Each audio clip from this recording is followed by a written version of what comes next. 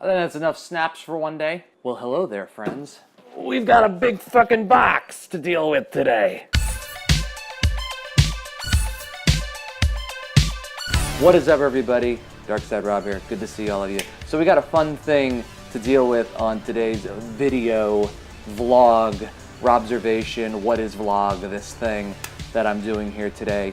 I have got some new gear that I'm going to be putting into my casting slash editing slash audio rig slash, how many times can I say slash in this sentence? I'm going to have to put a picture of slash in the video. And it is in fact the Universal Audio Apollo 8 Duo. So it is the 4 mic pre or 18 in 24 out audio interface. Is that right? I think that's right. I'm not sure. It has a lot of ins and outs. So I think the first thing we need to do is we need to take our little Leatherman here. Remember, safety first, everybody. I use a Leatherman, whatever tool you want to use.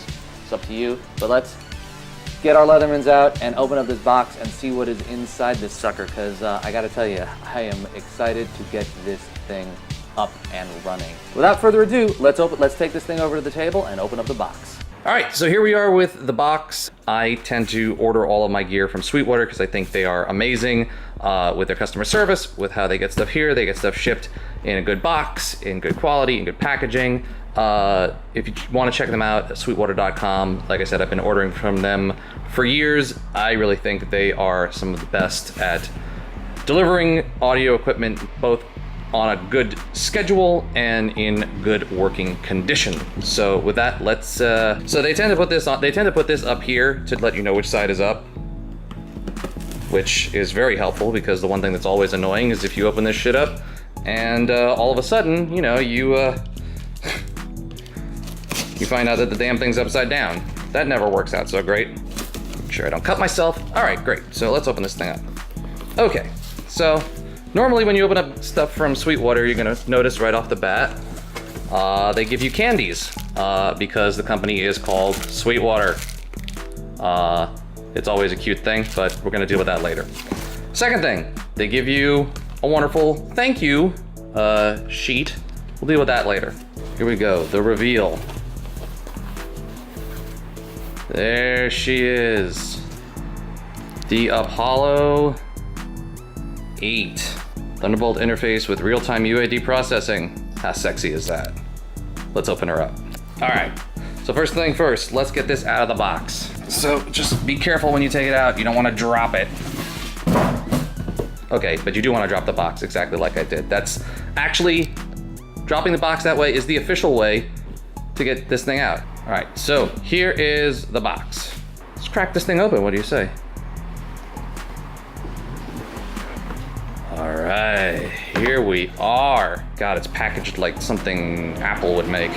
So this looks to me like this is all the documentation and stuff like that. And then underneath, we have the interface. We're gonna set this to the side for a moment. We'll come back to that. But here's the interface, beautifully packaged in the box so that nothing happens to it, and wrapped so that everything's carefully protected. And I love seeing companies put a lot of effort into their packaging to make sure that stuff is delivered safe and that, you know, you get it in one piece and that nothing's gonna happen to it, because that's really important, that when you get your audio equipment that you just spent a lot of money on, that it is, you know, protected. And here be the lovely unit. It's got that nice new audio interface smell to it. Look at this thing. This thing is fucking gorgeous. I absolutely love it. I think this thing looks so sexy. So yeah, so you've got the high def instrument inputs here. Got the preamp gain here. You've got lots of buttons over here that I can't read. You've got the beautiful LED displays here. You've got the monitor volume level over here. You've got the 2 dedicated headphone jacks and some other buttons over here. And this thing is really fucking gorgeous. I'll quickly spin it around. Power in over here. You've got the, so you've got power over here. You've got the 8-channel audio ins and outs via ADAT SMUX, and I believe that's 2 in, 2 out optical. Then you have the Thunderbolt 2 ports, which will work with Thunderbolt 2 and Thunderbolt 3 backwards compatibility. You have world clock in and out. You have 2-channel SPDIF. You've got 8, you've got an incredible amount of line outs. You've got 8 line outs, including the 2, you've got 8 alt line outs. Let me double check that. 1, 2, 3, 4, 5, 6, 7, 8. Yeah, there are 8 alt line outs, and then the dedicated monitor outs, then 4 TRS line ins, balanced and unbalanced, and you've got the excellent 4 mic pre's here that are both mic and line, and then you have the 2 dedicated instrument ins on the front. So now that we've gone over the interface, the only other thing that we have to do is we have to open up the documentation, which is in this thing right here. Good thing about this is we don't need any tools to open. You don't need any. Most people won't need any tools to open this up, is what I should have said. Most technical people should be able to just be quiet. Just stop talking about them. You've already done enough. Okay, so let's open up the documentation and see what we got. I think it just slides. This is a cover, right? This slides off. Shazam. Okay, so first things first, product catalog, because you're probably gonna need to buy more things now that you have this audio interface. Put that to the side. Universal Audio Engineers bench testing the original 1176 limiting amplifier circa 1967. Huh, historical. Nice. Then we have the power supply. You know, for when you need power. You bozo, this doesn't work on water unless you've got power. Moving on. The power cable for the power supply. Beautiful. And then silica. Do not eat these. These are not. No, don't eat these. These are just to get rid of the moisture, not to be eaten. And then you've got your screws for the rack mounting. So that's everything that's in the box. So now we're going to move over to the system as it currently stands, and I will do a short walkthrough of how everything is laid out and what this system is actually going to be doing with the new interface. That was supposed to fall off the desk. I don't have anything else to throw. So this is my current setup, okay? Now pardon some of the mess here. I did do a clean before I started, but I still have a lot of stuff that I can't move yet. And also, hey, guess what? Discord's been doing this for like 30 minutes because there's no internet right now. So essentially what I'm gonna be trying to do here is I'm adding this new audio setup here to fix an issue that I've been having, which is I currently have 3 tools to do the job of 2. So I have a system here that doesn't have enough inputs. I have a system here that has too many inputs and outputs, and I have a mixer that has to get the job done because I can't get the signals to work properly between all 3 devices. So what I'm hoping is that the Apollo will actually end up replacing this, which is my Mackie mixer, the 802 VLZ4. It's a 8-channel mixer. All of my sources from the Mac and from everything else come into this, and then I take the output from this 2-channel stereo into this beast, the Focusrite 18i20. Now, what I would like to eventually do is put the Apollo in here, have all the sources, including the Mac and all of the other analog sources, go into the Apollo, take all the audio outs from the Apollo and have them run into the 18i20, and then be able to run audio back and forth between the 18i20 and the Apollo 8, so that if I want to, I can use the other ins and outs on this and run them into my Mac and have all together, so it's 18 in, 20 out, plus the 18 in, 24 out of the Apollo, so that's 36 in, 44 out, which I can use for anything that I want, digitally going back and forth between the 2 interfaces, and that way I do not need this mixer anymore, and I can just do all of my mixing digitally on this Mac, so I don't have to physically use this anymore. This is all geek out shit, but it's all also really cool. So I'm really excited to get this thing installed.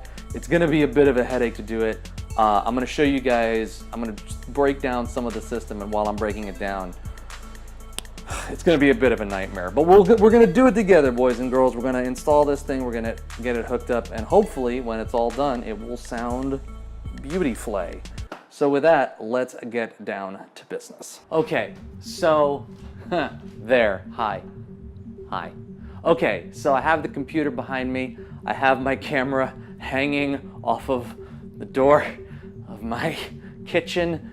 I needed to get all of this in the shot somehow. I'm hoping this thing will stay put for the entirety of the record. I'm gonna do this piece by piece. I have to pull this desk away from the wall, and in order to do that, I have to move everything that's in front of it, which is, needless to say, a bit of a pain in the ass. So I'm gonna try to do that now. So begin the fast forward mode. Here we go.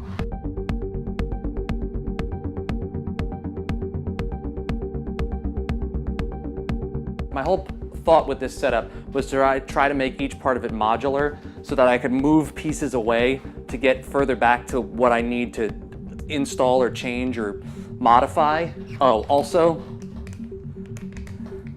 $400 headset. Apparently Blue couldn't be bothered to make the top of this thing not shitty.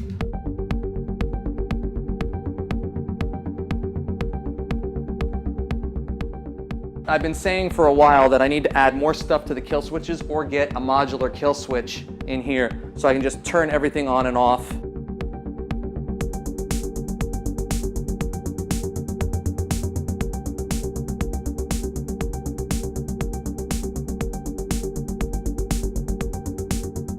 Fun thing about this, I'm probably not going to need to have this hooked up to my system for much longer, considering that the need for a dedicated 360 in my casting rig is probably going to go the way of the dodo sooner rather than later.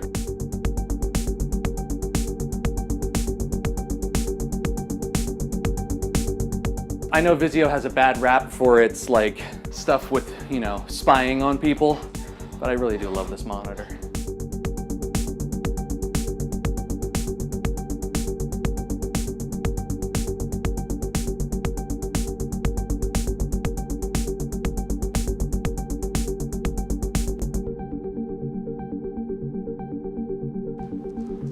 Who turned out the lights? Sorry, I had to.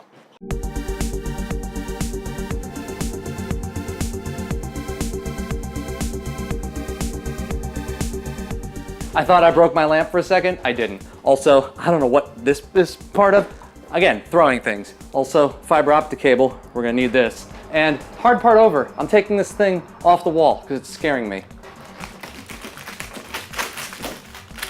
Let's go. Ah!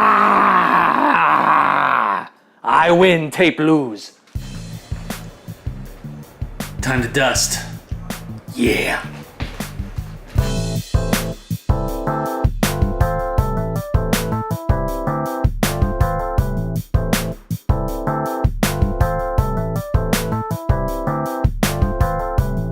For the record, the more often you can dust stuff and your equipment, the longer it's likely to last. So whenever you get a chance, dust everything electronic, because dust really is the killer of electronic equipment, almost more than anything else. All right, so here we are with this. I'm gonna start unscrewing this.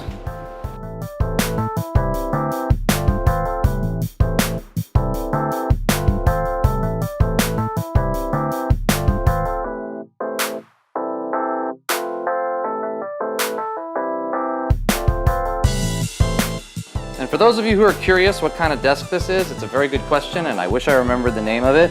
I will most certainly look up the name of this desk and add it to the description in the video.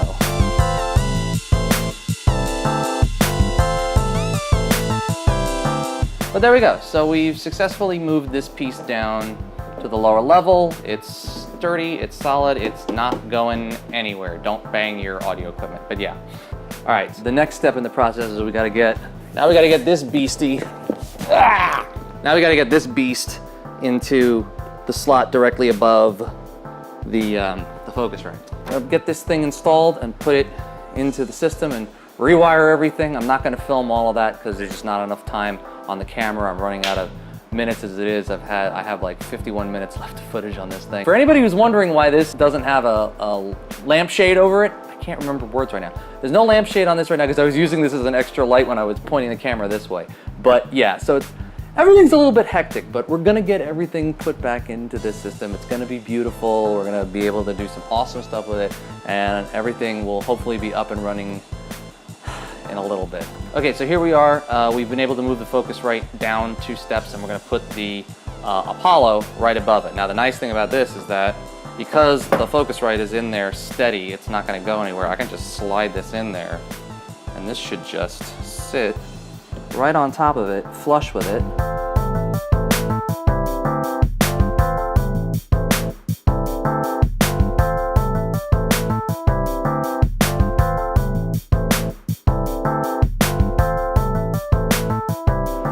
Looks nice, looks clean, looks pretty. Knobs on this are really nice. I think my favorite thing on this is like this heavy duty power switcher, because this one's got like the little plastic one, but just this sounds like boom. Okay, we're ready to go. So that's the installation of the unit. So I am now going to cut back to myself talking to myself. Okay, so the top one is the Apollo, the bottom one is the Focusrite, and as you can see, this one hangs like a good 1.5 inches over the other one, which I don't think is going to be a problem because there's no cable that I'm going to be using that's going to be hitting the clearance for this. Like even the stuff up here should be able to go in here and end up being clearing, you know, the top of the Apollo pretty easily. So I think the plan for this system here is to take as many of my line ins, anything that I'm going to use on this, put it into this unit here, and then connect these by SPDIF as well as ADAT audio, and send that to the Focusrite, and then use the Focusrite to send audio out to my monitors. So basically, the bottom unit will be working as a mix to the stream, and the Apollo will be using as a mix to everything else that's going to the Focusrite.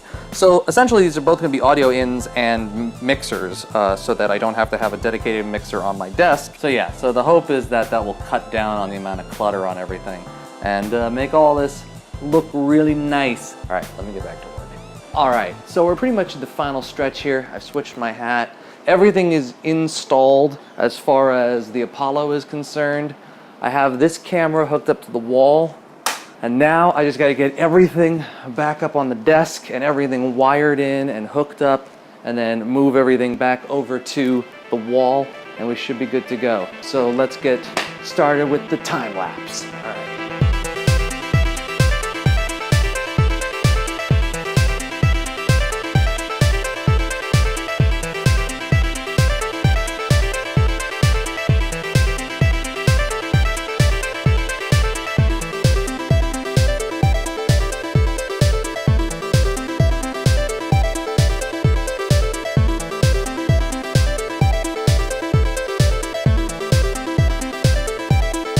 So, unfortunately, this camera has a 29-minute record limit on it, and I hit the wall. So, we missed a couple of parts of me putting the thing back together and me pushing it back against the wall. I got some of it, but not all of it. I have 11 minutes left on this thing. I'm gonna try to get this thing turned on, make sure everything's working in those 12 minutes, because then I'm out of footage, folks.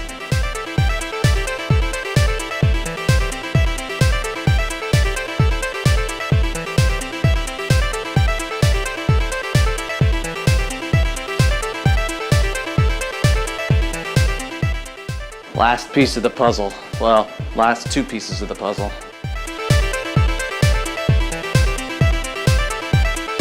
Oh, well, that's a problem. That's a problem.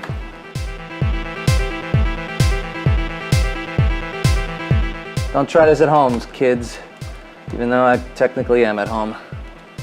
That is a temporary solution, which I probably won't fix anytime soon.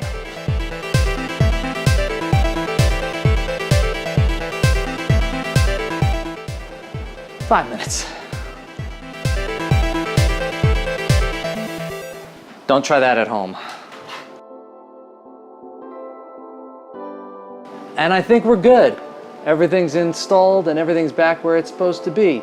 Now the only thing to do is to test everything and make sure that it's working. And we're gonna do that on the next video. So until then, thank you so much for watching. If you like what you saw here, be sure to hit the like button. If you want to see more of this crazy stuff where I take apart and put back together my casting rig for your amusement, then definitely hit the subscribe button. Thank you guys for watching. Be sure to check out more here on the channel, and as well on twitter.com/GCDarksideRob and twitch.tv/GCDarksideRob. I hope you guys have a fantastic evening. Thank you so much for watching. Thank you for subscribing. Thank you for liking. And until next time, peace out.